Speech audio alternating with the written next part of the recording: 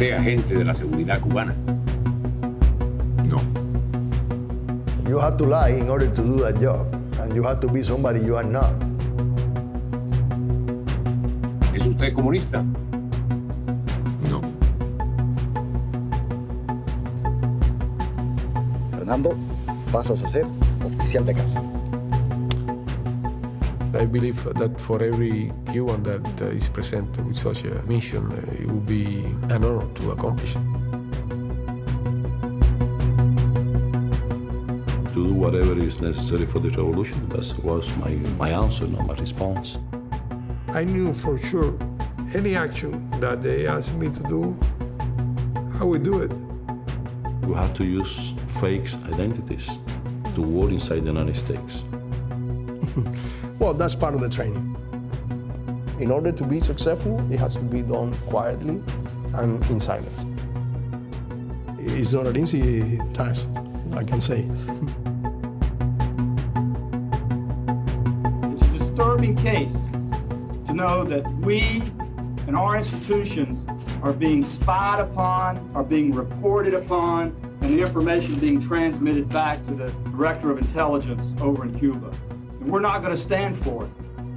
This spy ring was tasked by the Cuban government to strike at the very heart of our national security system and our very democratic process. These charges against these individuals allege actions for the Republic of Cuba against the government of the United States. We knew that we were technically breaking that law, but it is the history. It's not a game to protect Cuba. That's our main mission.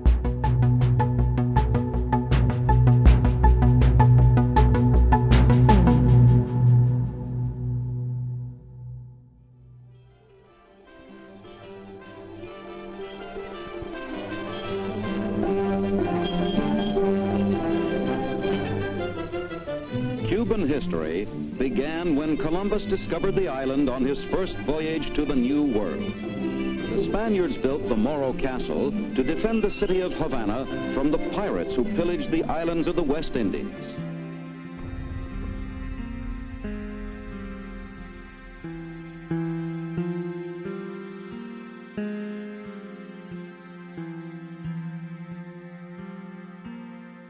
The tropical island of Cuba is only 90 miles from the United States, so near that the affairs of the two countries have always been closely related.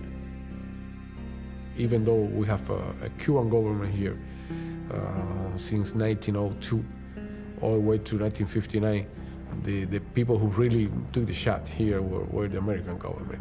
Nothing happened in the political life in Cuba and in the economic life in Cuba that was not heavily influenced by the government and the interest of the United States.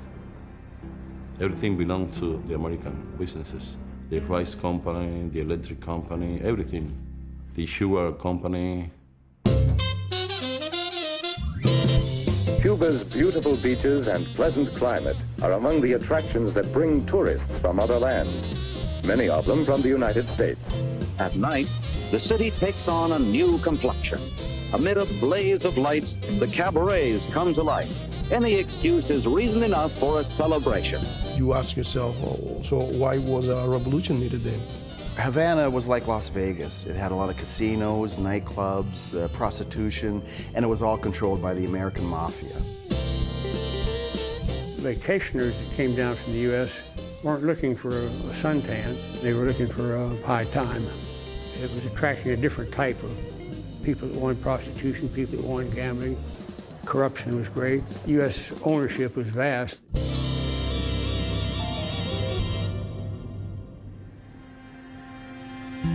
A small group of Cubans were profiting for this special relationship with the United States. People that had huge amounts of money. I cannot tell you firsthand because I was born in 1963, but my parents were working class individuals. According to what my parents explained to me, it was a very unequal distribution of income and wealth of the country. This was really, really poor, you know, really, really poor. My father was a farmer, and my mother was a farmer too.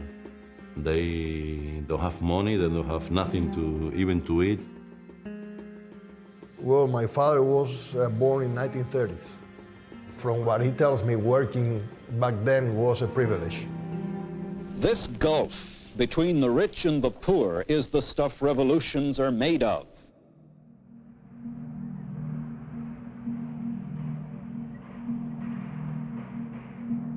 After 1953, when Fidel attacked the Moncada garrison, there was that feeling, according to what my parents explained to me, there was that feeling in the population that something of importance had happened.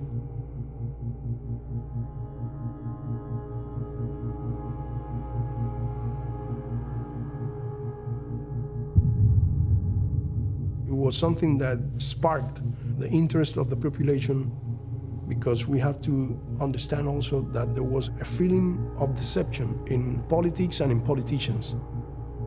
I would say that most Cubans thought that there was no straightening out Cuba. It was Fidel Castro's revolution that said, wait a minute, stop there.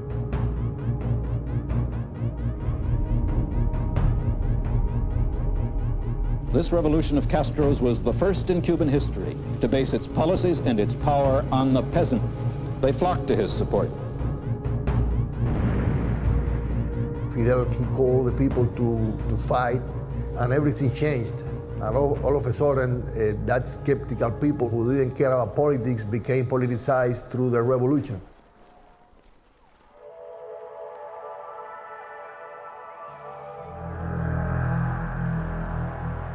Joyous followers of Fidel Castro sweep triumphantly through the Cuban capital hours after their rebellion had toppled the regime of Fulgencio Batista.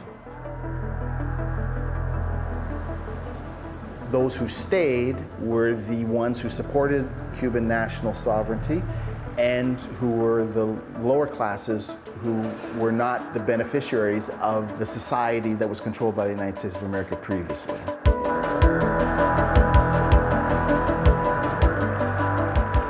When the revolution came to power, it affected the interests of those with close ties to the United States system.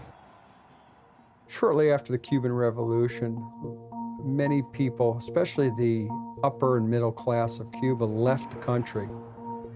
They lost everything they had, their homes, their property, their possessions, and a large percentage of them came to Miami. They moved with the mentality that the revolution would not last very long.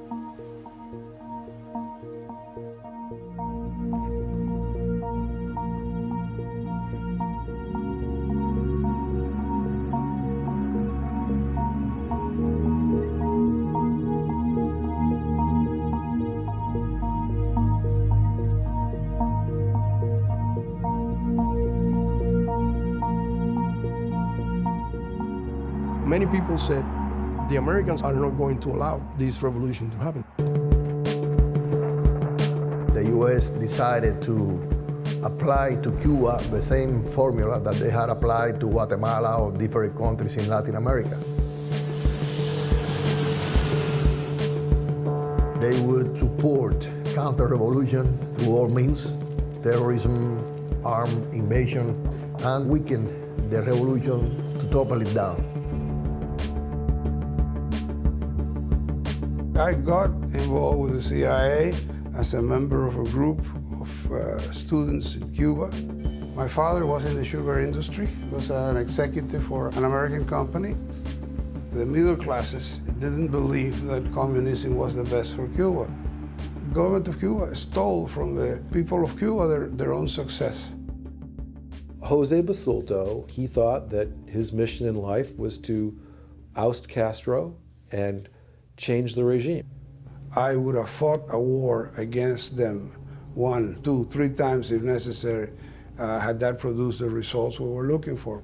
He was a fighter, let's put it that way, against Castro and against the revolution. We were invited to come to the U.S. with the CIA to receive training. We were trained on multiple things, like intelligence, propaganda, psychological warfare, guns,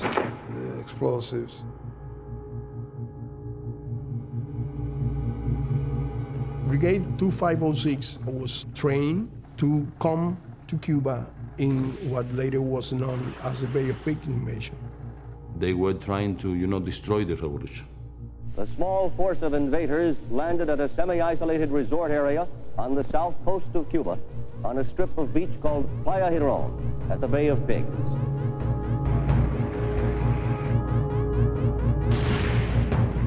At that moment, they were thinking that the revolution don't have support from the population. That was a mistake. They were defeated so fast. They didn't last more than 72 hours. Our plan failed. We simply lost.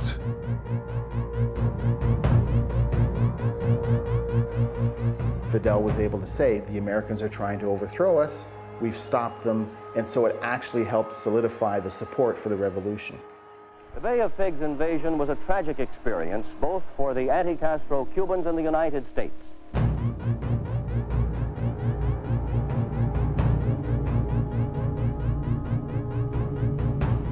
The majority of those who left Cuba after the revolution were peaceful. There was a small percentage who had lost their businesses, their homes, and their influence in Cuba that turned violently against the revolution. This is Al Dempsey in Miami, just 5 minutes away from Miami Beach's lush multi-million-dollar hotels. Men are training to fight Fidel Castro's armies in Cuba. These men are bankers, lawyers, former professional men. There are even a couple of bakers in the group. You have militant exiles who formed groups, militias, and became an offensive weapon, trying to overthrow the government in Havana by violent means. They were involved in a crusade against the Cuban government. I was born on June the 9th, 1963. The life in Cuba at that time was at the very beginning of the revolution.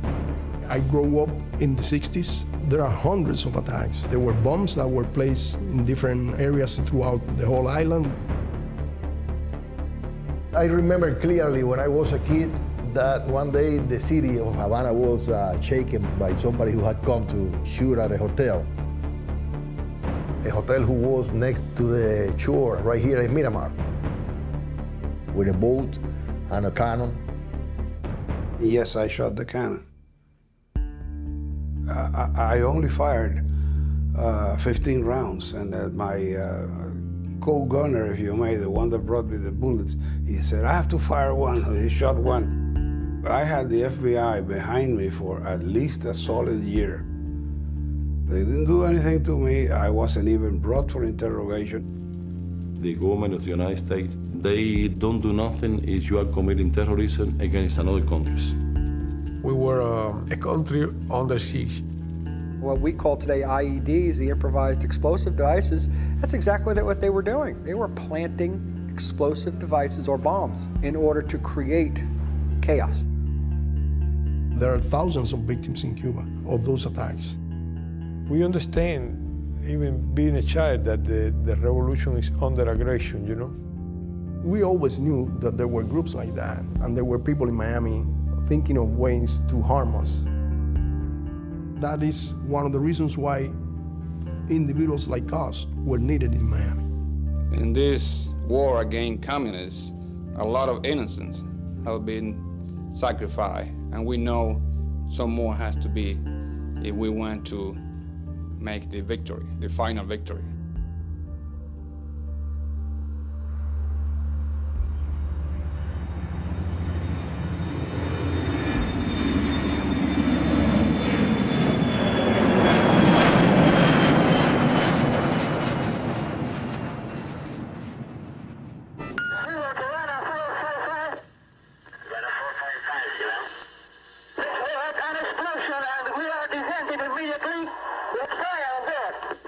A Cuban passenger jet en route from Barbados to Havana crashed into the sea following an onboard explosion.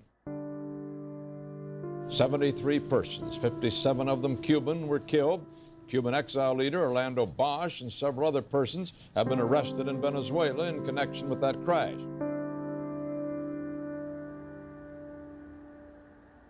At that time, 1976, that was the first time an airplane was hit by a terrorist group.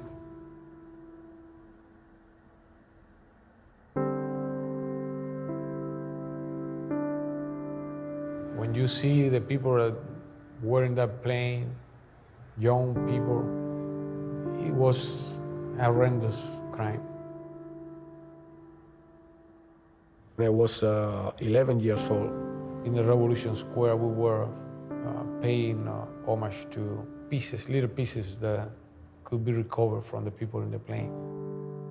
The whole Cuban people was there, more than 1 million Cubans. It had an impact on me as a adolescent. I mean, I was 13 years old, and I was in the Revolution Square with my father, my mother, and my sisters. Everybody in Cuba was crying. Everybody was crying because that was a terrible crime. No podemos decir que el dolor se comparte. El dolor se multiplica. Millones de cubanos lloramos hoy junto a los seres queridos de las víctimas del abominable crimen. Y cuando un pueblo enérgico y viril llora, la injusticia tiembla.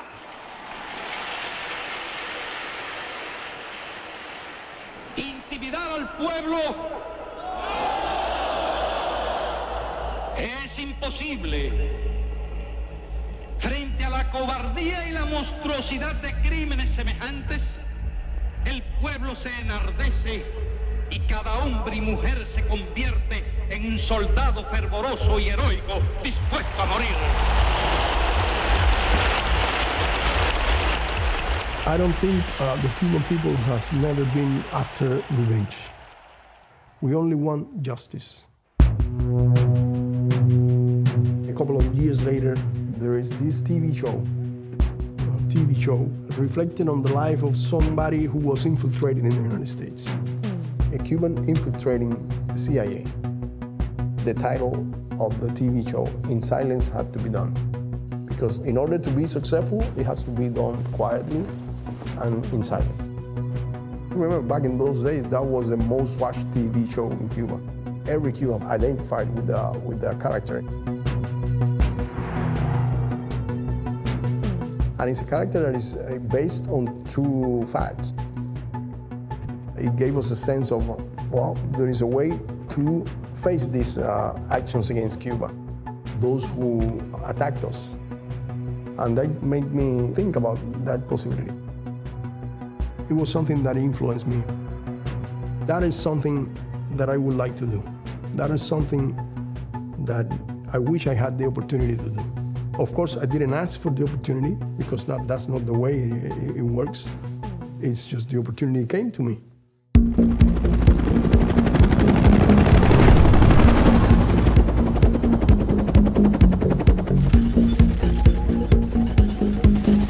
I graduated from college in 1987. I studied international relations, and then I went to Africa. I was 24 when I went to Angola. I was 20 years old when I went to Angola. I went there to defend the right cause, which was the independence of Angola. I graduated. I volunteered to go to Angola. I was there as a lieutenant of a scout platoon. I was stricken by the poverty, the misery that colonialism imposes on people. Not too different from what was happening in Cuba before the revolution. But at the same time, I could see the appreciation and the love that those people developed for the Cubans, because we went there and treated them as human beings. And it was beautiful. I learned a lot there. It was really a powerful experience. The experience in Angola really made me stronger as a human being, as a man. Cuban intelligence started observing me there.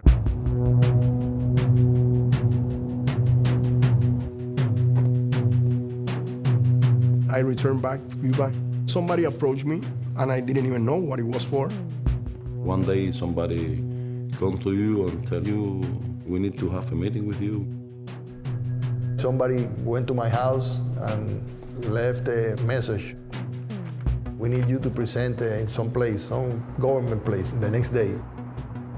So I went there. I didn't know what it was about. When I came back to Cuba and I was about to start working as a diplomat, they approached me and presented a mission. My mission was to direct in the field a group of special agents that had been located in Florida. And they said, you know, we have people coming from Florida to do sabotage here and some acts of terrorism. And we need somebody to go there and infiltrate those people and send the information here. I saw enough of the crimes committed against Cuba during the years so as to be aware of the need to defend it. He asked me if I was willing to be part of that. He was very insistent, telling me that I thought it over. I believe that for every Cuban that is present with such a mission, it would be an honor to accomplish it. And I said yes. I told him right away, if you believe that you need my services, I'm ready. I said, it's my duty. I knew for sure any action that they asked me to do, I would do it. To do whatever is necessary for the revolution. That was my answer, my response. And then I started working with the Secret Services. After that, then you go to a period of training.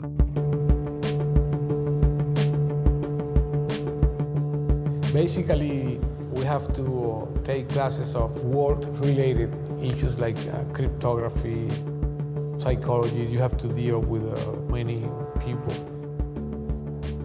You have to deal with yourself too. Using different identities, another kind of personalities. We took all kind of martial arts. Things that prepare to be a secret agent. This was a military operation from day one. We were running this operation without a single weapon. The training, in my case, it took a couple of years. Of course, we got to do it without people knowing. It takes separation from your family. Separation was very hard. I met Adriana in 1986. She was starting to be a chemical technician. Sabía que me gustaba mucho el mar, estábamos frente al mar. Me señaló, mira qué barco más bonito, hacia un lado, y cuando yo miré hacia el otro, él me dio un beso y hasta el día de hoy. Ahí fue donde empezamos nuestra relación de noviazgo. We married in 1988. Me and Olguita, we were very happy. A very happy couple. Y bueno, René estaba muy lindo, la verdad, te lo puedo decir. We had a daughter which we adored. Porque bueno, fue una felicidad para nosotros tener nuestra hija. It was a very beautiful period. We discussed having children, but first I was finishing my studies. And then she was finishing her studies. Then Angola came, and then we decided to keep waiting. I met Elizabeth in 1988. I met her in one bus stop. She was very beautiful that day. And asked her if she wants to have an ice cream with me. We got married in a very, big ceremonial in Malecon. That was in 1990. But what happened at the same time, I was working for the Secret Services. She didn't know nothing about me. She didn't know that I was working for the Secret Service. I never told anybody in my family what I was doing. For me, it was very tough. I was working supposedly for the Foreign Affairs office. Every day when you wake up in the morning, your wife asks you, where are you going? What are you gonna do today?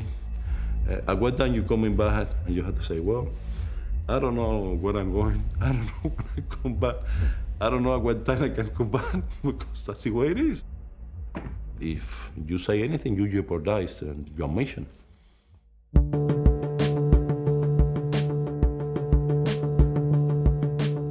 I would consider them brave men. I mean, it takes some balls to do what they did. You are able to do something that you understand and believe is good. You have to sacrifice something for that, you know? You have to lie in order to do that job. and you have to be somebody you are not. And it takes a toll on you. It's not easy.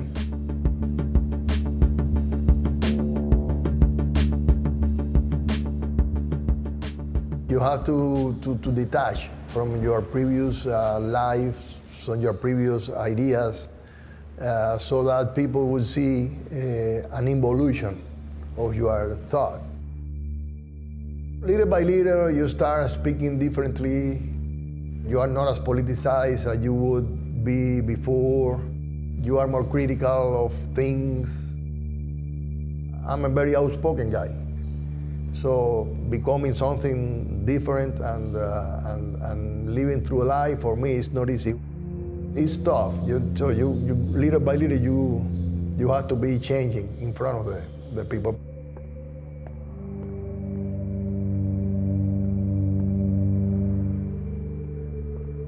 I have been already graduated from the aviation school. I was a flying instructor and I was flying a lot. I was told to steal a plane.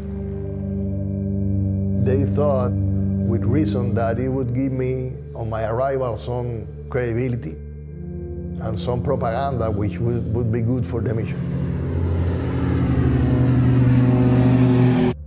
It was a little bit traumatic that day.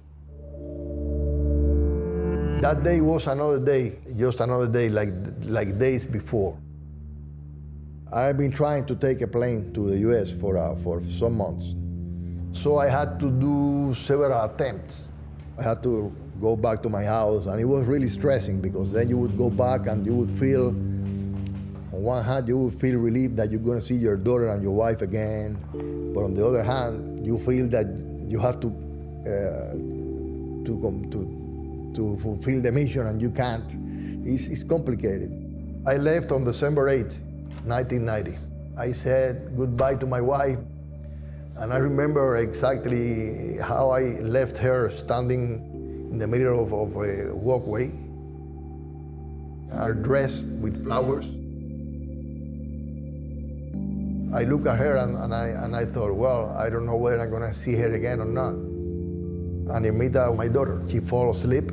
I took her and put her into the bed, and then I look at her. I remember her dress, a yellow dress, and I left her there and stood for a moment watching her until I just checked my head and left. But it's some things that you cannot forget. And then when I went to the airport, I found the right moment to steal the plane, and I left.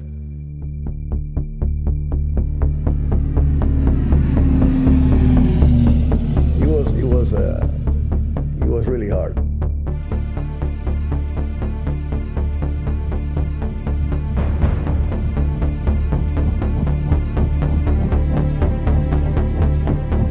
The warning signs of fuel started to tell me, you're running out of fuel. It was very, very tense at that moment. And it was incredible. After 5 minutes, when I was about to return, I saw the Key West, the naval station in front of my plane.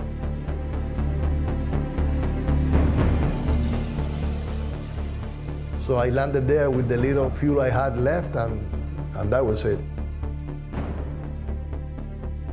There came one little truck which said with a sign, "Follow me."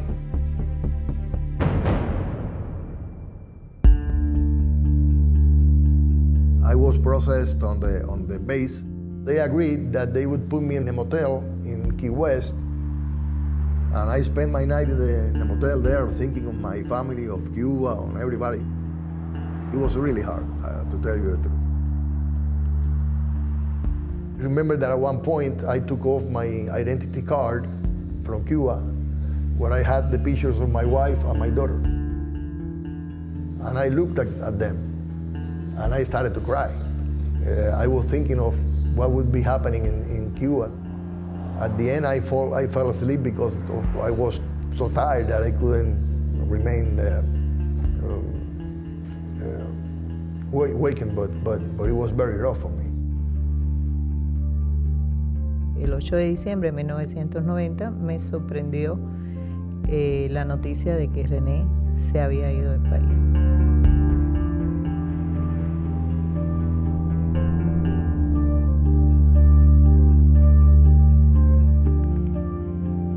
The next day, I sent a letter to Olguita, full of BS, telling her what I had left Cuba because it was better in the United States, that at last I was free in a democratic society, where I could become a pilot, a well-paid pilot, and do whatever I wanted, that someday we would be together, Irmita herself and myself, to be happy again, all kinds of, stupid stuff.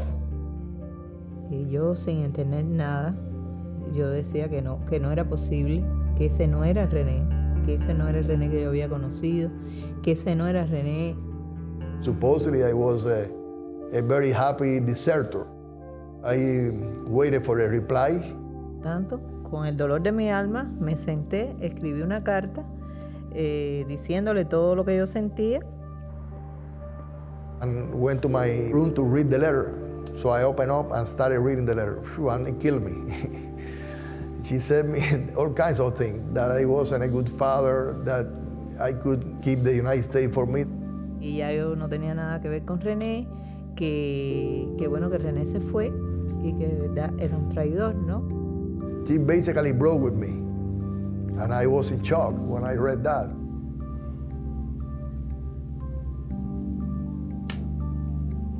When you read it, it hurts. You look at it now and it's a very logical response. But even though I knew it was logical, I cried a lot when I read that letter. A eso lo siguieron días muy difíciles para mí. It was a lonely time. But on the other side, you know it's your duty to do it. To do my job as a Cuban agent.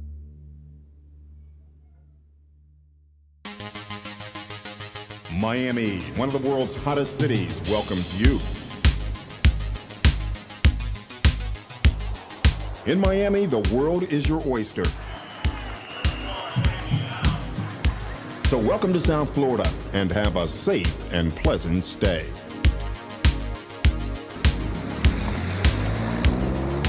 I would be listening to Miami radio stations. They would do a radio program from Little Havana in a restaurant. And they had invited Capitan Eduardo Ferrer, who was the head of the CUPA, Cuban American Pilots Association. All of them fascist, right-wingers, counter-revolutionaries, most full of hatred against Cuba. I located the restaurant. And I went to the restaurant and I presented myself. Listen, I'm the pilot who stole a plane. So they put me in touch with Capitan Ferrer. I went to see him to his house. He gave me the welcome, red carpet. The guy who stole a plane from Cuba. So what do you want to do? How can I help you? So I tell him, I want to be a pilot here. And that's how I came in contact with those people. Pasé muchísimo trabajo, como lo pasó todo el pueblo, pero en este caso yo solita. Como no tenía la ayuda de mi esposo, yo era una gente joven, y realmente yo trataba todo el tiempo de proteger a Irmita. Primero le dije que su papá se fue a estudiar. Y bueno, ¿y por qué no me lo dijo? ¿Por qué no se despidió de mí? Niños, al fin, ella jugaba mucho con el primo más contemporáneo, que es mi sobrino. Y Irmita vino llorando. ¿Y qué te pasa? ¿Qué te pasó con Michelle? Dice, ya yo no quiero más a mi primo. Bueno, ¿por qué? Dice, porque mi primo dice que mi papá es un gusano. Y entonces en mi familia, mentar a René era mentar al hombre que me había abandonado con una niña y se había llevado un avión y se había convertido en un contrarrevolucionario. Little by little, they will be infiltrating those groups in order to get information about the plans of these organizations and sending information to Cuba.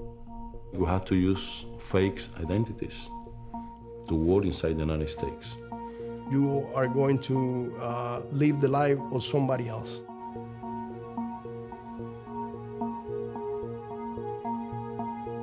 You have to become a person that you are not. To know by heart a biography of somebody else.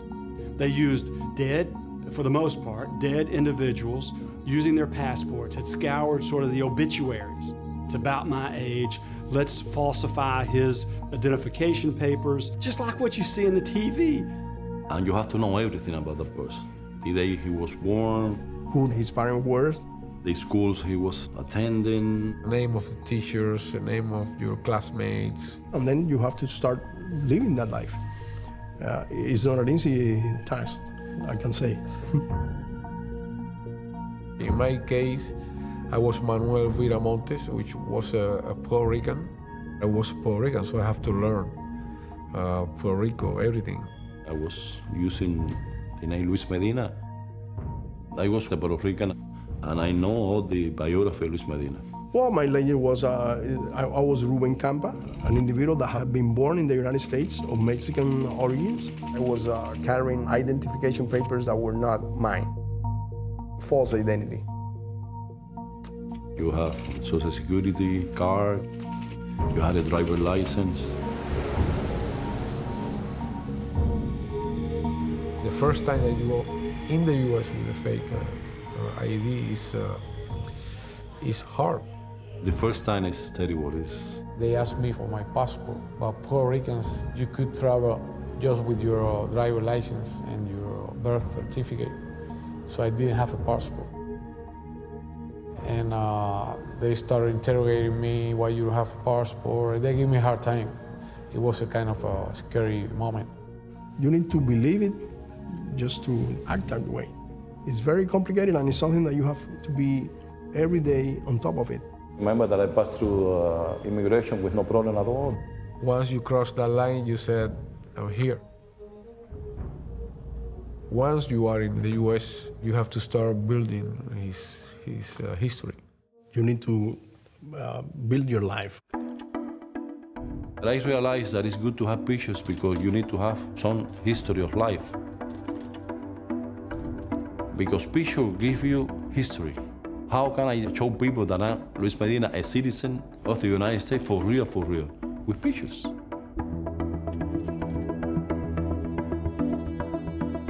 I am Luis Medina the whole time I'm inside the United States. He's exactly like me, but different than me. You can see the pictures. You have to portray Puerto Rican, and the way they dress up, you know, the Puerto Rican use big chains. And I received this one from another officer.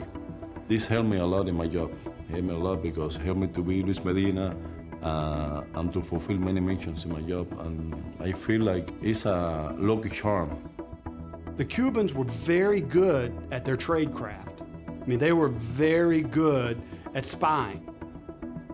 There is a group of people that are infiltrated in the groups.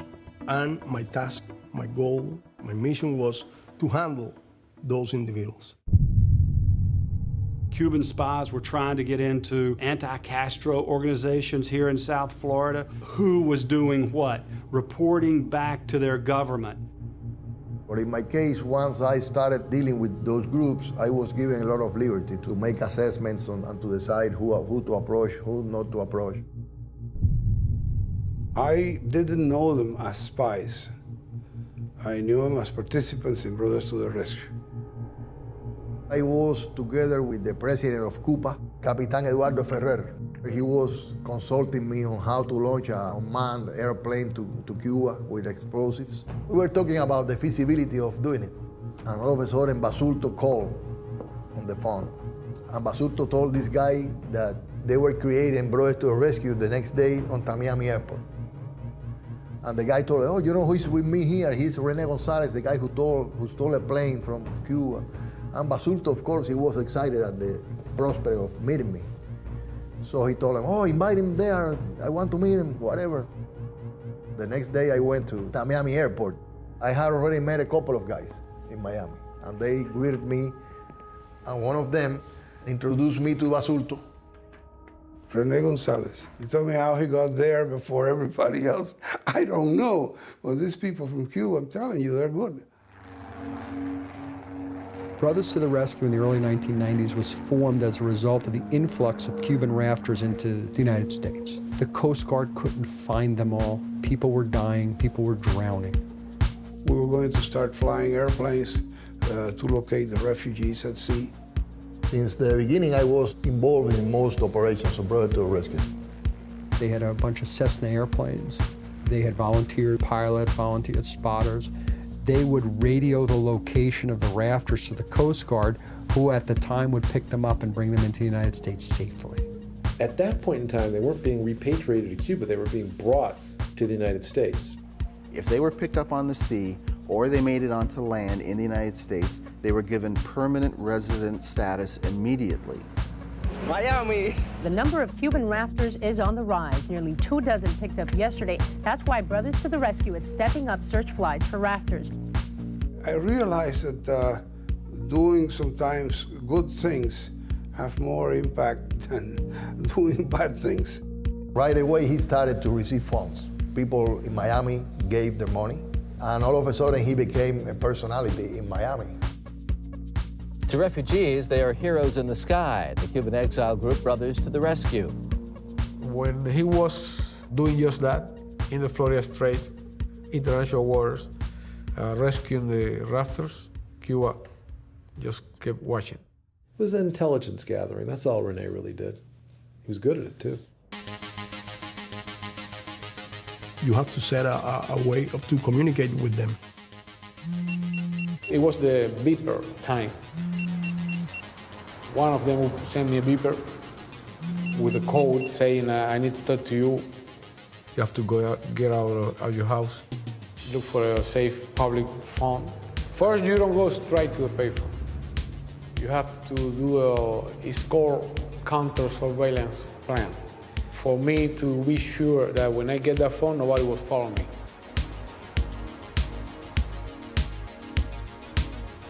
So I call a beeper from the public phone and put a number. They would beep you and you would go to a place. I go to that place and he goes to that place. It's something that is prearranged. I gave him a whole report of the 6 months since I have been in the United States. About Brother to the Rescue, what they were doing, my involvement with Basuto, with Cuba, of course the plot of the airplane full of explosives. And from there on, we started to communicate regularly. And then I have to go right back and send an urgent communication to Cuba.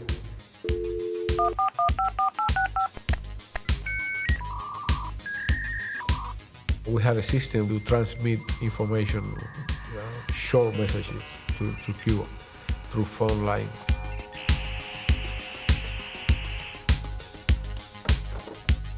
You pass on the information and you're not responsible with what is done with the information. You just pass it on to Cuba. Truly, it was a very sophisticated operation that was being run not just to provide protection, as they would assert. They were trying to get into U.S. Army facilities. Ramon, for a time, lived in Tampa, Florida, near MacDill Air Force Base. And he had, we called it the box of war. Time Life magazine company sold these little, they're like recipe cards, but they had pictures of the planes on them. This is what an F-16 looks like. This is what an A-10 looks like. Basically little flashcards for children that are publicly available. He watched planes take off and identified the planes with the box of war. Sitting around counting planes at MacDill Air Force Base up in Tampa, that's all they ever did. And down in Boca Chica, same thing. Tony was working at the Naval Air Station in Key West, Florida. He was mainly employed at the Public Works Department on the base. The labor shop, that's where I work. He was a metal worker, no access to any secret information at all. He didn't have any clearance. He just counted planes, something you could do from the road. Planes can be seen from the public highway, which runs perpendicular to the military base. If you get a car and drive by a US-1 close to the base, you can see how many planes there are. You don't even need to work there. You can go, it's a sign there, you can take a picture there and record it. I'm convinced that one of the goals of this conspiracy was to exploit, to better understand how our military would work, our assets, our capabilities, trying to count planes, see what planes were at what Air Force bases. The question is why Cuba needed them. For us, it was very important to see what was happening in Boca Chica because Boca Chica is very close to Cuba. The naval base closer to Cuba. When the U.S. invaded Panama, in that Key West station that used to be 12 planes, days before there were 60, 70.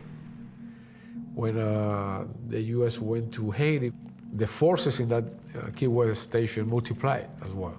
So Cuba wanted to have an early eye checking.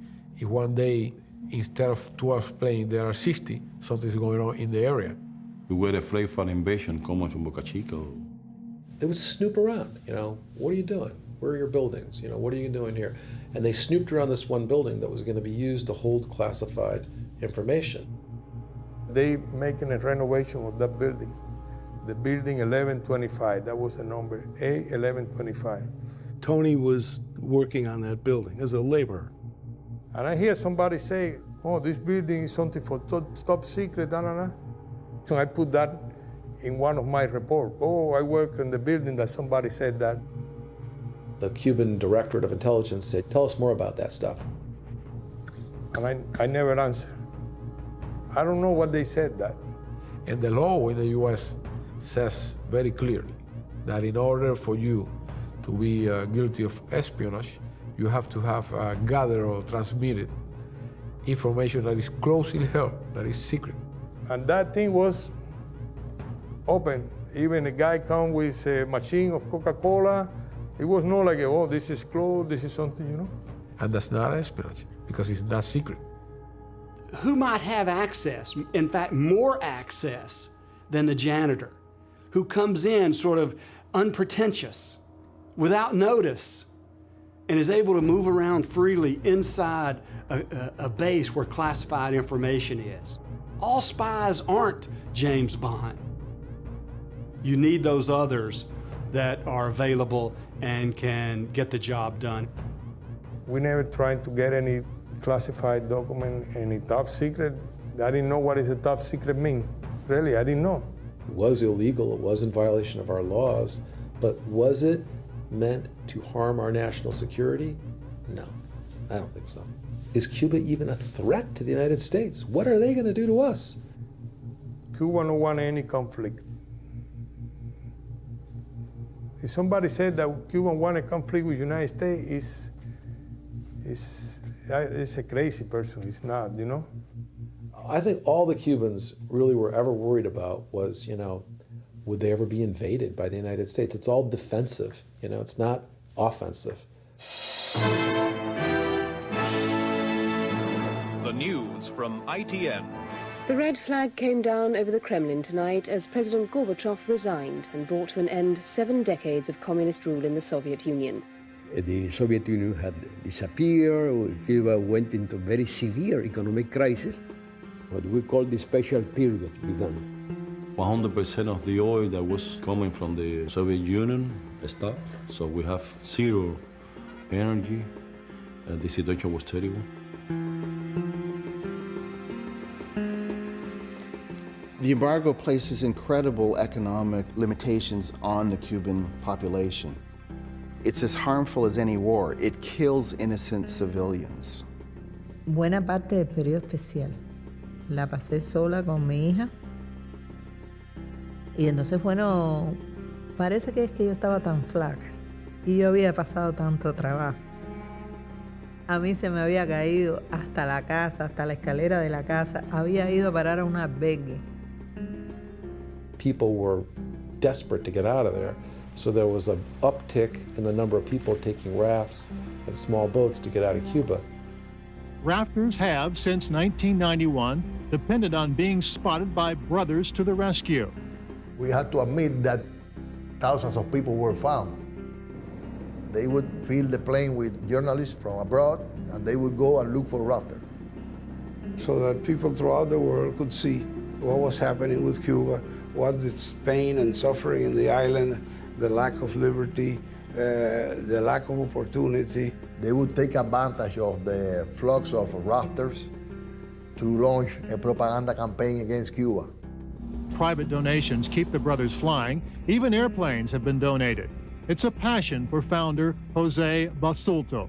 They're coming out not because the United States is here, but because Fidel Castro is there. And until that is so, they're going to continue coming out of the island. His goals are not public. I knew because I was there, but the public doesn't know about that. It was a very intelligently devised operation. It was a psyop operation based on the knowledge he had acquired from the CIA. Basulto never stopped first thinking of terrorism. He was a terrorist by training.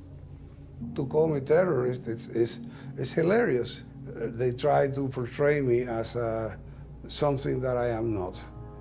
Not that I wouldn't, under the circumstances, had taken arms in certain circumstances against them, because I saw it as the only way.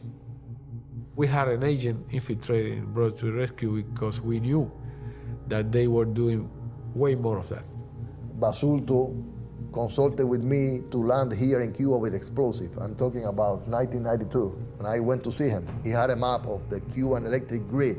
He wanted to see with me whether he would be able to land the plane next to one of those grid towers to put an explosive and blow him up. Ideas are ideas, but plans is a different story. Every time some of these guys do something to me, I wish I would be hitting him in the head with a bat. But that doesn't mean that I'm going to do it.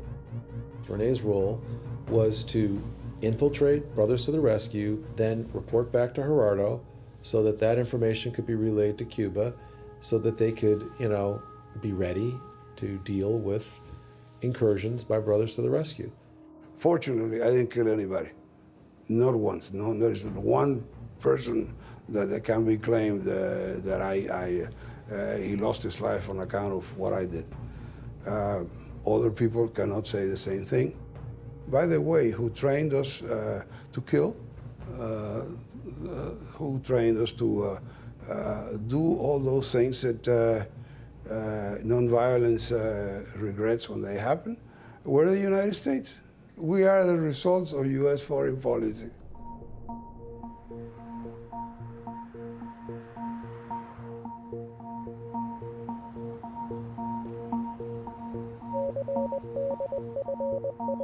Cuba would send an urgent communication.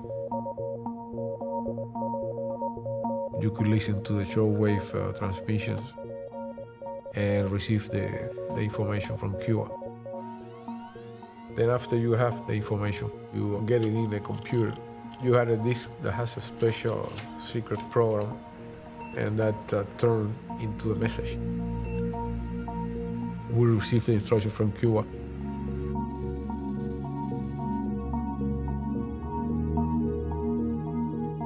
One of the missions that we were working in was called Marina Operation. The mission was to surveil Orlando Bosch. He had a long history of terrorism against Cuba. Are you planning to try again to assassinate Fidel Castro? Until the end, we will keep trying. We prefer to destroy Cuba than a communist Cuba.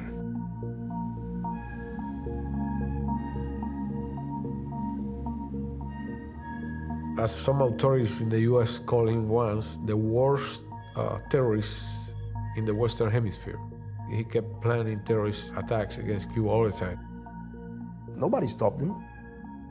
Cuba had information that he was planning to introduce some weapons in Cuba. We wanted to keep a close eye on him. To be aware of what his movements were, who visited him, what he was involved in. Basically, that included filming him. We never used anything that was sophisticated, that was something like spyware. We used commercial stuff. Camera, regular camera, video camera that anybody has. He was meeting with individuals to organize actions against Cuba. I had him very close. I remember being in a supermarket parking lot, and I remember thinking to myself, you could not imagine somebody that doesn't know who this guy is, could not imagine how criminal his mind is and how dangerous he is.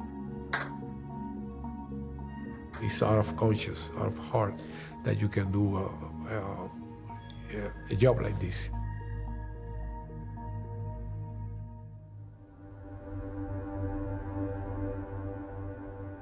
They were doing it not for the money. I mean, these were ideologues.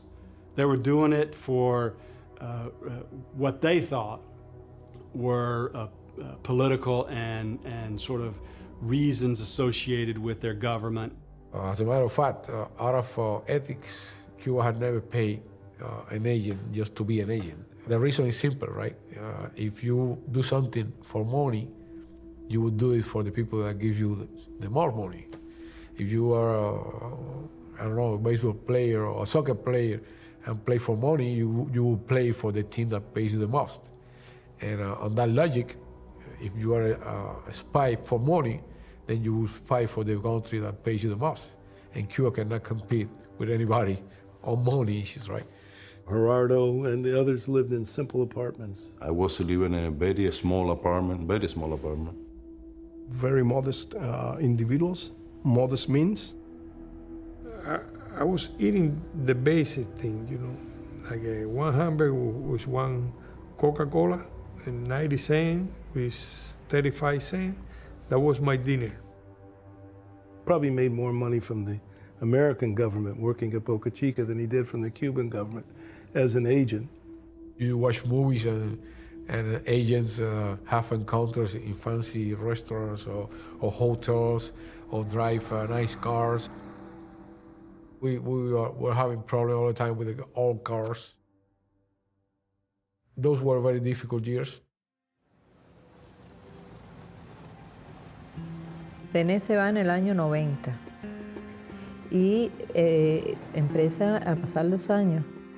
I knew that back then, at that time, in Cuba, there was turmoil in the family, my loved ones, my friends were all would be, you know, thinking that I was a traitor, and it was really hard. Y empecé a pensar y a pensar. She didn't believe deep down that I was a traitor. She started to follow the traces that I left behind. Este hombre fue al trabajo a buscar alguna información sobre mí. Que me dijo que él que conocía a René desde Angola y que se había enterado de la noticia y bueno, que venía a ver cómo yo estaba, cómo estaba la niña. Somehow she felt that he hadn't been with me in Angola. She started to look at this guy and follow that guy and call him to his job. Tú no estuviste con René en Angola, tú estuviste en mi trabajo buscando información sobre mí y yo llegué a una conclusión de que René no es traidor y tú eres el compañero que lo atiende. Well, the guy was in shock. Ese hombre se insultó, me dijo una pila de cosas, no digas esas cosas, ya tú te estás volviendo loca, te vas a meter en un problema. Me llamó por teléfono y dice, necesito hablar contigo.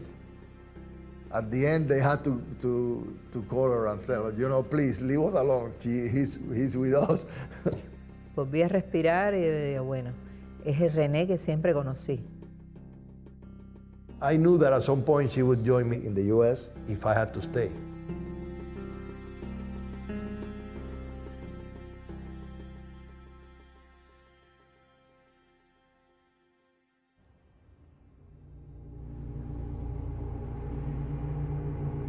We determined early on that there were a group of Cuban spies operating here in South Florida. But you have to understand, initially, the FBI treated this as sort of a separate intelligence operation. They were conducting sneak and peek warrants, basically going in, looking, copying, obtaining information, putting it all back, just like in the movies, and then analyzing, exploiting, and continuing their investigation. Intelligence had been gathered, people had been identified, but really initially, there was no contemplation of a prosecution. 4 News Now continues. It is the start of Cuban rafter season, and today more were spotted. In 1994, it was a period of very economic crisis. Fidel said, well, whoever wants to go in a raft, he can go. And thousands of people left. During the 1994 rafter crisis, Brothers to the Rescue played a critical role, directing the Coast Guard to thousands of Cubans fleeing the island nation. The rafters crisis forced the U.S. government to sign an agreement with Cuba. What became known as wet foot, dry foot policy meant if you made it onto land in the United States, you were given permanent resident status immediately. If you were picked up at the sea, you were sent back to Cuba. Now, this change in policy creates big problems for the Brothers to the Rescue. They spot the rafters, they call the Coast Guard. Who is he gonna save if the rafters are gonna be sent back? There was no reason for Brothers to Rescue to fly. The public mission of Brothers to the Rescue comes to an end. Then that policy changed. Their mission changed. We put together the idea of a plan on how to structure a movement inside of Cuba using nonviolent means. They began to poke the bear, as they say.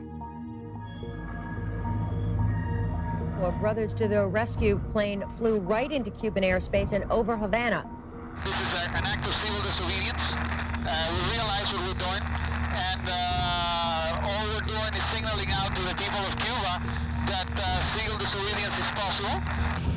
Plane roared at rooftop level through downtown, banking towards Havana Harbor. They threw leaflets trying to encourage the people to overthrow the government. We had a slogan, compañeros no hermanos, which means comrades no, we're brothers. We flew by the Faro del Morro, this structure that has the lighthouse in Morro, and it went next to it. That really upset the government too. It was a provocation to the Cuban government. The Cuban government responded, saying any ship from abroad that forcibly invades our sovereign water will be sunk and any aircraft down. You do enter the airspace or territorial waters or territory of another country, you are subject to the law enforcement agencies of that country. We were willing to take the risks to bring about a change in the island by using nonviolence. Remember, this is the same terrorist that fired cannon against a hotel in Cuba. It never would have been tolerated by our government if Cuba sent a light plane over Washington, D.C., it would have been pulverized.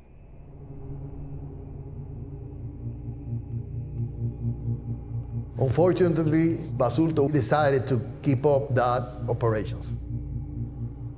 He overflew Havana many times, many times. Those leaflets we had dropped that went to Havana, we did that like at least 3 times. We dropped at one point like 500,000 of them. Every time that Basulto violated Cuban airspace, the Cuban government would send a diplomatic note to the United States with the data about the overflight. The Cuban government repeatedly asked the U.S. government to stop the flights from the Brothers to the Rescue. The American government did nothing. And he did it again and again, until in 1996, the Cuban government decided to put an end to that. We decided, well, let's send 3 airplanes to fly the mission of seeing if we find any rafters.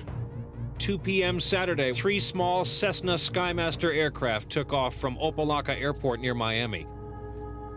The flight plans were provided to Cuba by the U.S. authorities, the FAA. So everybody knew that Basulto was flying to Cuba. I called Havana Center, told them that we were coming in our mission and so on. Instead of moving in this direction, east-west direction, to allegedly to watch for rafters, I don't know for what purpose, he went straight towards Havana. At 2:57, one of the pilots from the group Brothers to the Rescue tells the control tower in Havana of their intention to fly into airspace south of the 24th parallel. The pilot is warned of possible danger. They threaten us like they always did. You are in Cuban airspace, that's a forbidden zone. We kept on going. At 3:09, 2 Cuban military jets are airborne. Well, all hell broke loose very quickly. I saw a MiG zoom in front of us from left to right. I was in conversation with the other two planes, and I lost contact with one of them, and I could see in the distance smoke. I said, oh shit. I was calling the other one. Mike, are you with us? Yes, sir. Do you see that smoke to my left? I don't see anything now. I did see smoke. To your Mike. The other one also lost contact with them. Again, saw smoke. Cuban fighter jets shot 2 of Basulto's planes out of the sky, killing 4 people. Flying a third plane, Basulto barely escaped. This has been assassination in the high seas. The problem with the shoot-down is not so much that the shoot-down occurred. I mean, on a human level, of course it is. It's where it occurred. The U.S. authorities said that Basulto had violated Cuban airspace, but the other 2 planes, according to the U.S., were shot down very close to Cuban waters, but inside international waters, which would be a crime. The incident occurred over Cuban territory. One plane was definitely in Cuban airspace, and I think that the Cuban government and their pilots believed these aircraft were in Cuban airspace. Saturday's attack was an appalling reminder of the nature of the Cuban regime. The planes that were shot down were U.S. flagged planes, civilian planes. The people inside were Americans. Personally, I don't think it's ever justified shooting down a civilian aircraft unless that aircraft is posing like an imminent danger. After so many air incursions and after so many incidents, the Cuban government just felt that they had to enforce their border, and they did this. It's a duty. It's the most fundamental obligation for any government on earth to protect their population. Who's to fault here? I say it has to be, a combination of the U.S. government for not stopping these flights and Basulto for undertaking these reckless acts where people got killed. I think the president has an excellent opportunity to exercise leadership here with Castro and perhaps bring this to an end once and for all. Basulto hoped that the U.S. would take military action against Cuba. I am not ruling out any further steps in the future, should they be required. One of the options that the U.S. administration considered was a military option, to retaliate. And if that was a possibility, maybe in Key West Station, the forces there will multiply. An invasion might be coming.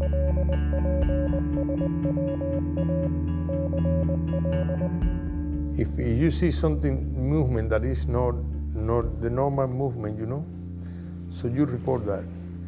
Just to say, no, today the United States is not invading Cuba. It's important for Cuba. Our top story, that confrontation with Cuba over the downing of those 2 light planes this weekend. Planes carrying members of the Cuban exile group called Brothers to the Rescue. In Miami today, a moment of silence for the 4 missing pilots from Brothers to the Rescue. They are the newest heroes in the exile community. When the shoot down occurred, that's really when FBI walks into our office, the U.S. Attorney's Office in Miami, and says there is a potential criminal case of the most serious magnitude. We stepped in and said, hey, we've got to stop this. They needed to have a scapegoat. Somebody had to answer for this. Creating an atmosphere in Miami, I needed to be on alert to see what the reaction would be by the U.S. government and the groups. I know that the reaction in Miami was going to be hate. Good evening. President Clinton late today announced a series of moves against Cuba for the shooting down of 2 light planes, but he stopped well short of ordering any military action against Fidel Castro. What did we do? We passed some silly laws. I will move promptly to reach agreement with the Congress on the pending Helms-Burton Cuba legislation so that it will enhance the effectiveness of the embargo in a way that advances the cause of democracy in Cuba. The Helms-Burton Act tightened the noose against the Cuban government, plunging the country into an even deeper economic crisis. the Cuban government turned to tourism for their economic salvation. The tourist industry will be a very important way to bring some money, to buy oil in different countries, food, building new hotel. That was to bring more tourists to Cuba.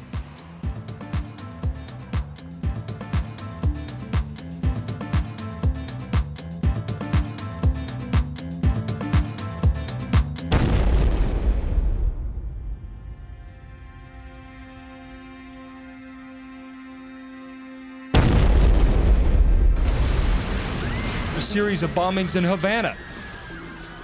Havana's luxury hotels, a vital source of foreign currency, have been hit by a spate of bombings, the latest one claiming the life of an Italian tourist. They were able to tie that explosive device to the exile community in Miami. There were bombs that were placed in different areas throughout the whole island. There were people that were killed, maimed, and injured in these explosions. We were immediately tasked with finding out about the bombs, where the money was coming from.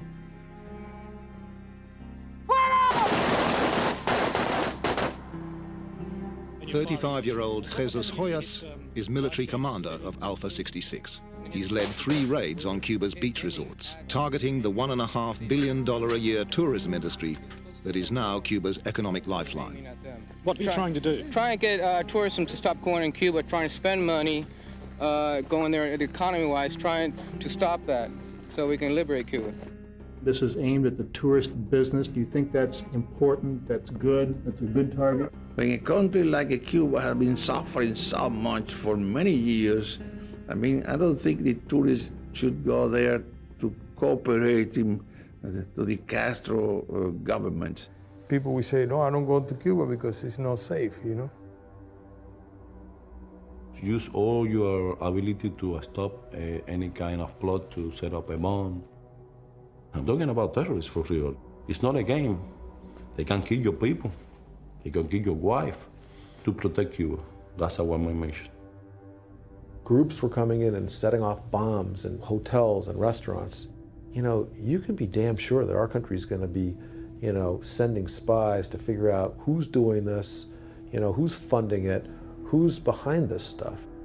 Every single day of my life, I was reaffirmed in the need that Cuba had to have individuals doing what we were doing. Everything these agents were doing, the FBI knew about. There was a lot of the reports which were being transmitted back to Cuba, which were all being intercepted. The investigation had been going on for years. There was a lot of surveillance. There were some signs. Somebody who saw something here, somebody who believed that his apartment was broke into there, spaced in time, maybe, so much as to not raising an alarm. I was suspicious of the apartment in front of mine because there was a person that used to live there and suddenly he moved and the apartment continued to be empty, which is weird in that part of Miami Beach where I used to live. And something told me there might be surveillance there. Breaker, breaker, all units subject is back in view at the bus stop, standing at it. I was supposed to wait for my contact, and I was supposed to stay in this bus stop. But when I watch inside, I see the one window move like this, I say, well, somebody's watching me from that place. You detect some signs, but you couldn't tell for sure, and you couldn't abort a mission just for some minor signs. I moved out of that position, so I moved to another position. 59 is solo, passing the CP, getting ready to enter the Wendy's location. Okay, all units, subject is moving towards the Wendy's. I went inside the bathroom of that place. We exchanged the materials, we exchanged the suitcases, we fled. There was information sent back to Cuba by the Cuban spies regarding the activities of the anti-Castro organizations based in Florida. Technically speaking, it was a mission that should have been performed by the U.S. authorities. The U.S. law enforcement agencies were the ones that were supposed to disarm violent people, not to permit terrorist plots in that territory, but they didn't. It's not something that our government should have ever, turned a blind eye to. Cuba had this information about bombs, wanted to be placed even in U.S. planes. They decided to call for a secret meeting with the FBI. In July 1998, some FBI officers were secretly sent to Havana and had a meeting with the Cuba Security of State. And Cuba presented a lot of information to the FBI about those terrorist organizations, who they are, hoping that they finally would act against those people. They did nothing. That was in the summer of 1998. I was traveling, I was tired, and I rented this hotel. It was very cheap. I went to my room, I put the computer in one place. I came back to my car, and when I came back, I didn't see my computer. Somebody stole my computer. I was afraid, it was the FBI. So I sent that information to Cuba, and Cuba sent me back the instruction to go to Miami, close down all my apartment, and go to Cuba. I came back to Miami. On September 11, I was in the process of closing down my apartment. The following day, I was leaving the United States.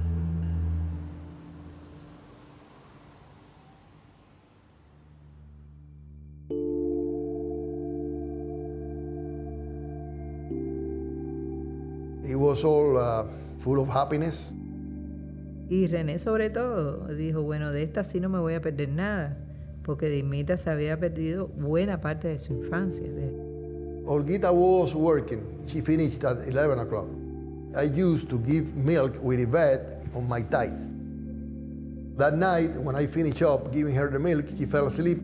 I thought it was beautiful to have her sleep over me, so I put it on top of me. Cuando yo llego, que lo veo, digo, ay, nene, qué linda está así toda arriba de ti. Voy a tirar una foto. Nosotros tenemos una camarita.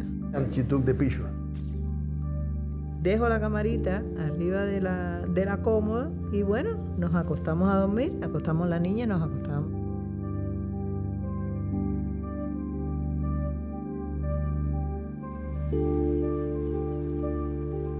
The time now 6:04. Reporting live from downtown Miami. I got a beautiful sunrise just around the corner here. One of those days you just want to curl up with a good book.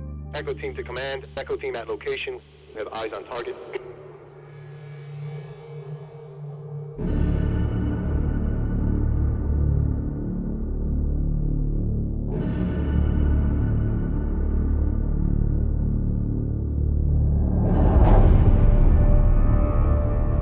Siento mucha bulla, va, gente dando gritos. They threw me on the floor. Ya le tenían puestas las esposas y lo estaban ayudando a incorporar. It was really brutal. Cuando me ven a mí, me agarran por una mano y me lanzan contra la pared. No dieron tiempo a más nada, se lo llevaron. Nos dijimos adiós así, con la mano, y se lo llevaron. There was a series of raids the United States government conducted against the Cuban agents. Suddenly it was a boom. They busted the door. They say, hey, freeze, FBI. And they were already on top of me. And a lot of guns, pointing on me. They arrested me, they put me in the handcuff. Guerrero lived here in this quiet neighborhood on Big Pine Key. It was here where the FBI took him down.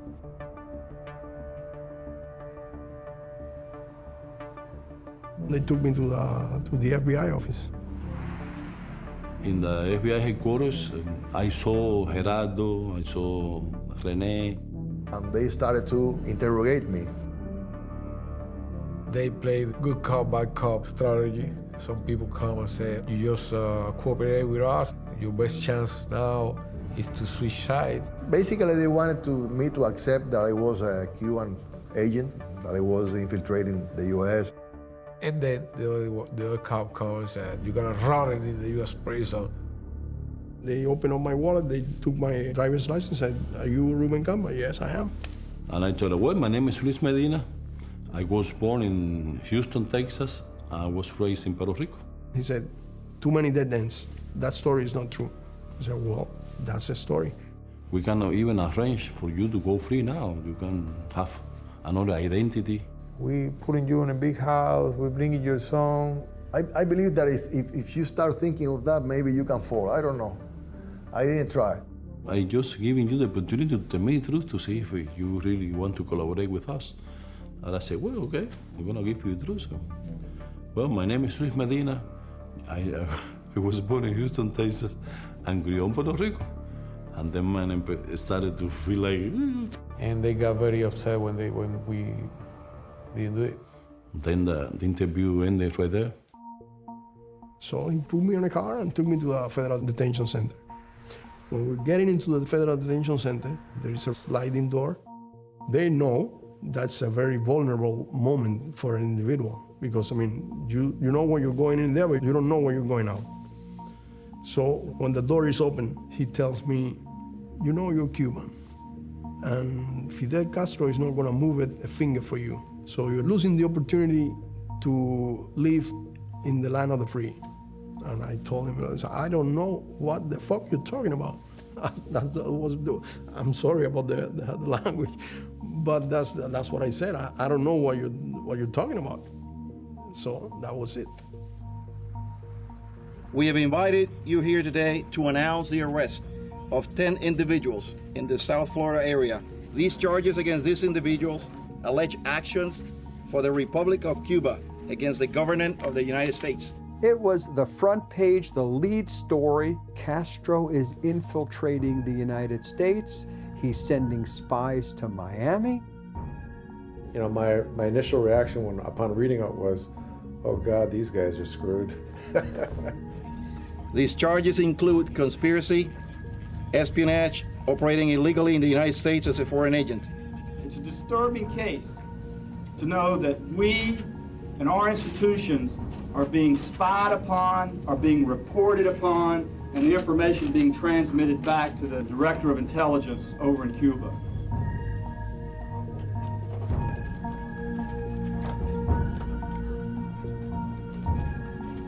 You say you're guilty, that's it. You collaborate with the government and that's it. It's different. You get less time or you can go free or whatever. You say no guilty because you're going to trial. Since we refused to cooperate, we were placed in what prisoners call the hole, or SHUs, special housing units. Oh, it's very difficult. If you don't have a strong mind, you get lost.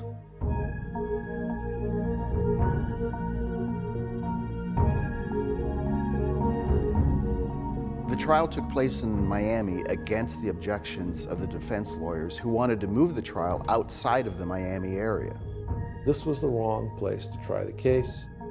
We had a virulent exile community who wanted to just put all of these guys away for the rest of their life. Forget the allegations, forget the fact that they're presumed innocent.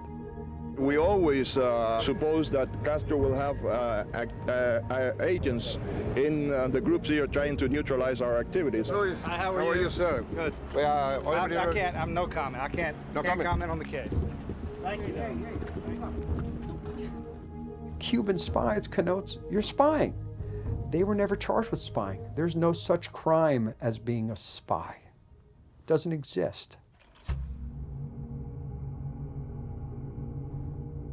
Failure to register as a foreign agent. In other words, this country requires all foreign agents, be they spies or friendly, to register. That's not being a spy. There was no question they were unregistered foreign agents. We didn't really care too much about that because that only carried a maximum of 5 years.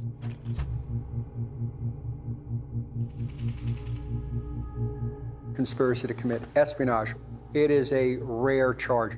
They were charged with not stealing military secrets. Not actually doing so, but agreeing to do so. That's not being a spy.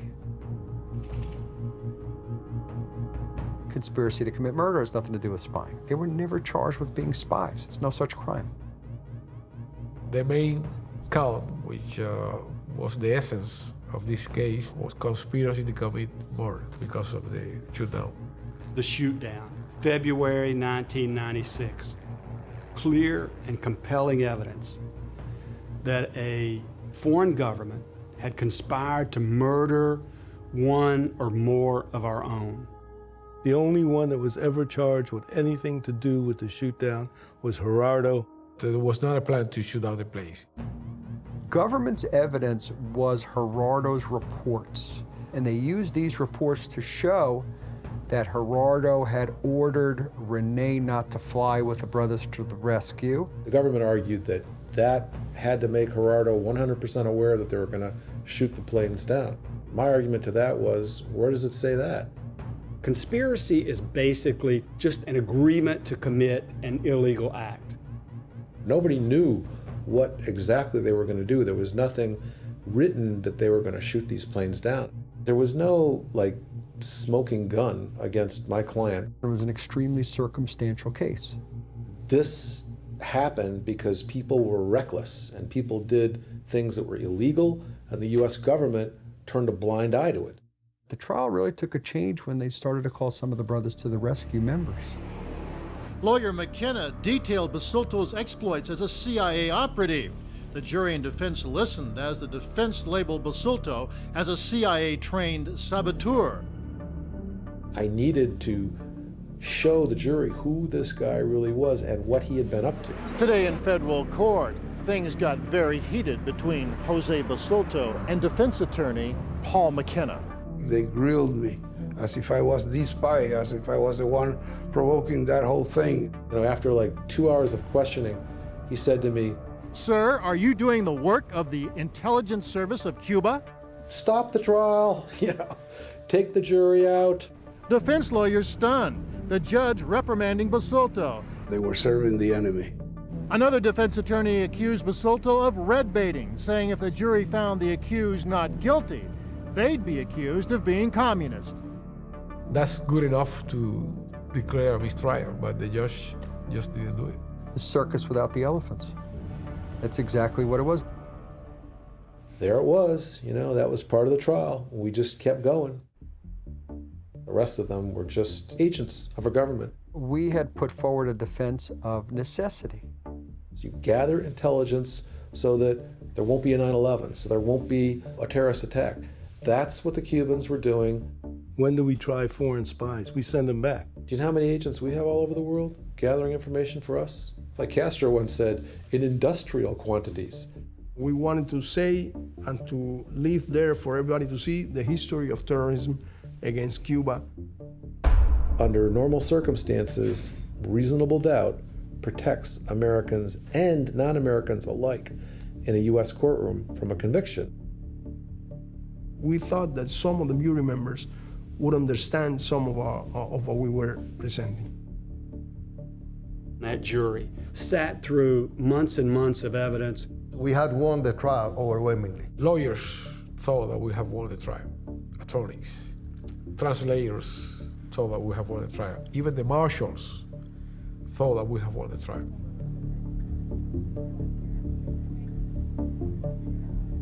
This afternoon, the jury returned guilty verdicts as to all counts, as to all defendants. The jury found them guilty of all 26 counts, including conspiracy to commit espionage, conspiracy to commit murder. I think the jury got it wrong.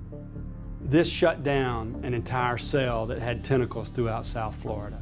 And so it was, without doubt in my mind, a successful prosecution. We knew that to be acquitted in a courtroom in Miami would be almost impossible. I hope sincerely that today's verdict provides some sense of justice. It's probably the only case in the U.S. history where somebody is found guilty of conspiracy to commit espionage without one single piece of secret information anywhere. I'm shaking my head, And Rene Gonzalez looks at me and says, Paul, what did you expect? This is Miami. And I was like, yeah, he's right. This is Miami. We were found guilty of every single count, and we were given the maximum sentence. Fernando and Rene Gonzalez have got 19 and 15 years.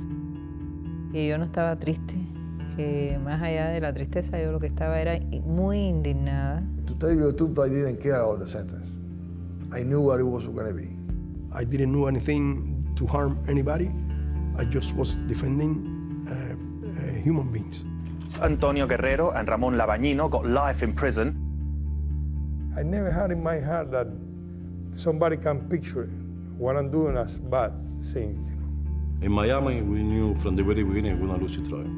Gerardo Hernandez received 2 life sentences to be served consecutively. 2 life sentences plus 15 years. So I have to die twice and still have 50 more years to go. I mean, it was effectively a death sentence. And I thought that was appropriate. Y que Gerardo regresara a Cuba horizontal, como decimos, en un féretro si devolvían un día su cadáver.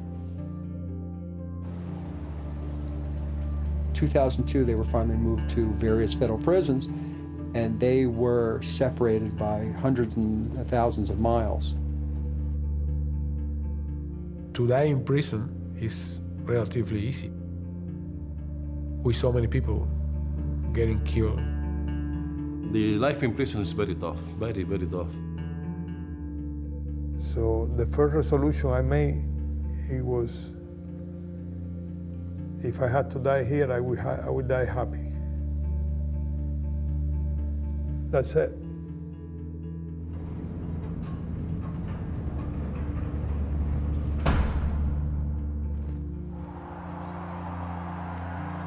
From the very beginning, we knew that the government of Cuba would never abandon us, never. Solo les digo una cosa, volverán. Cuba would do as much as possible to take us back to Cuba. He never seemed to lose his belief that everything would be okay. It's, I can't wait to see my wife again. And when I saw his wife, the same thing. Lo sabíamos. Nos los dijo el comandante cuando lo hizo público, que dijo, no será una batalla de un día, será una batalla de años. And I used to go away thinking, don't these people realize he's never going to get out? He's going to serve the rest of his life in a U.S. penitentiary.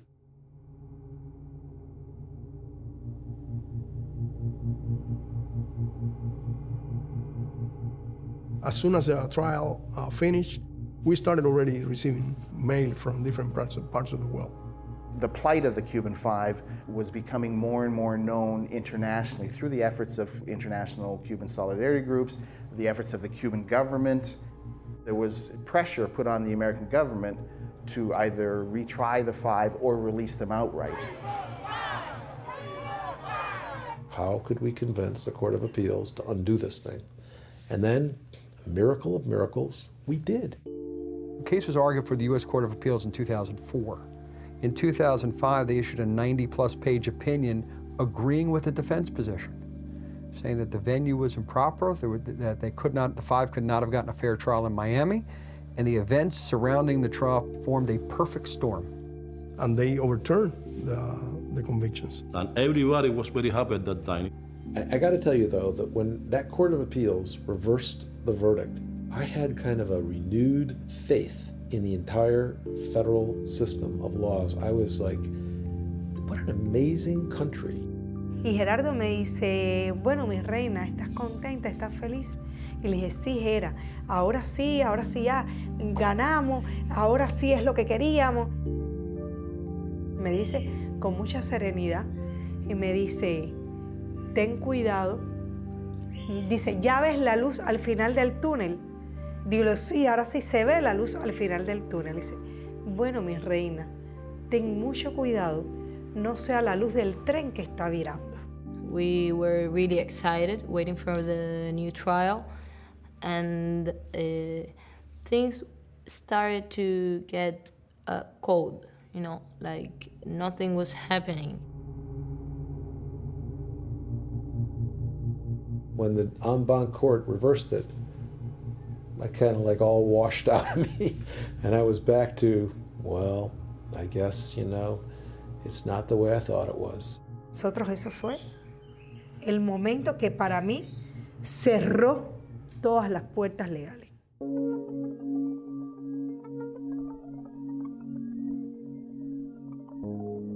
Renee was released in October of 2011. My sister ran and I ran after her and we just hugged him really, really, really hard. One of the five is finally back in Cuba after 13 years in jail. His name is Rene Gonzalez, and he is embraced by the Cuban people as a national hero. And a second member of the Cuban Five spy ring was released today from a U.S. prison. 50-year-old Fernando Gonzalez. I saw my family, my wife, my mother, my sisters, and the families of my four brothers. They were all there. They were also there. It was a day of joy also for me to go there to the airport and receive him and give him a hug. And at the same time, both Fernando and myself, we had the same feeling of still being a little bit in prison. Cuando regresó Fernando, faltaban los tres que tenían cadena perpetua. I always hoped that the five of us would come together. He never felt quite free. On one side, you have to keep your hope. One day I'm gonna be in Cuba with my family, because that's the only way to keep your spirits up. But on the other side, you have to be realistic too. You might spend here the rest of your life, but then you said, I'm not here for stealing or killing anybody or for selling drugs.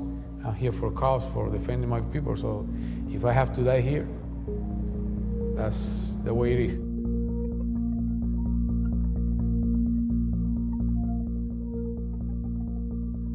Today, the United States of America is changing its relationship with the people of Cuba. Earlier today, a prisoner swap between the United States and Cuba set off the most significant warming in relations between our two countries in over half a century. Completely shocked. I couldn't believe it. President Obama made his decision to release 3 Cuban spies convicted of espionage on American soil. We were given the news that we were getting back to Cuba. Got into a plane and back to Cuba.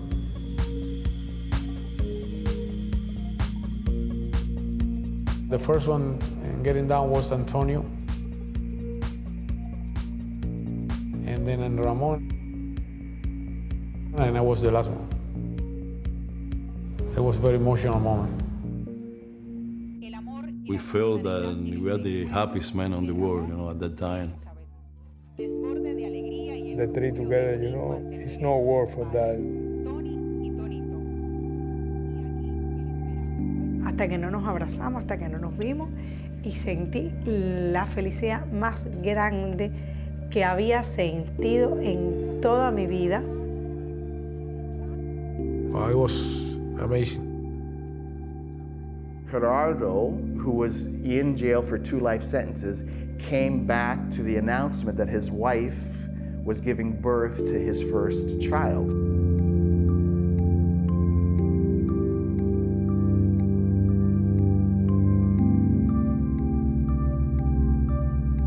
Most of the people in Cuba didn't know, even most of her family.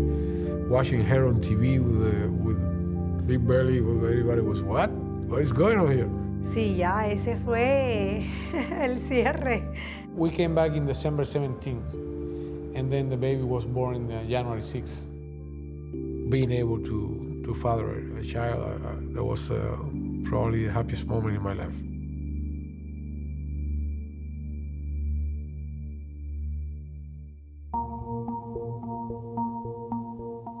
Very emotional moment. It's a moment the people of Cuba are expressing through that medal how they feel about you. Are they heroes? No, the answer clearly is no from my perspective. I think they should still be in the United States serving their time. We are not 5 individuals that are exceptional in Cuba. We know that millions of Cubans would have done the same thing that we did. My conscience is clear, it's clean. If I had to do it, I'd do it again. I would do it again exactly the way I did it, but much, much better. Any action that they ask me to do, I would do it. I would try to do it the best I can do it. It takes a toll on you. It's not easy. But on the other side, you know it's your duty to do it. If my country asks me to do that, I assume it's because it will be needed, and I would do it again.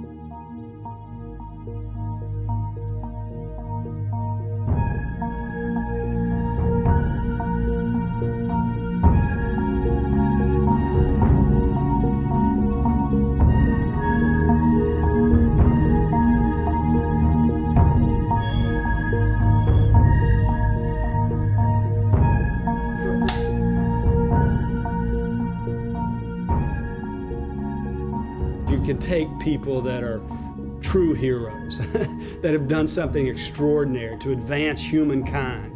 That's not who these 5 individuals were.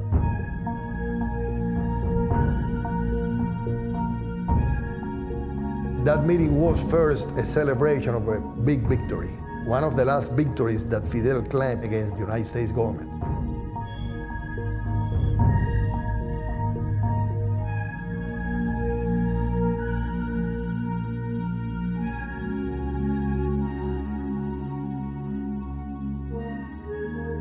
I haven't lost a night of sleep on account of any of the things that I have done throughout my involvement since the beginning to this day with Cuba.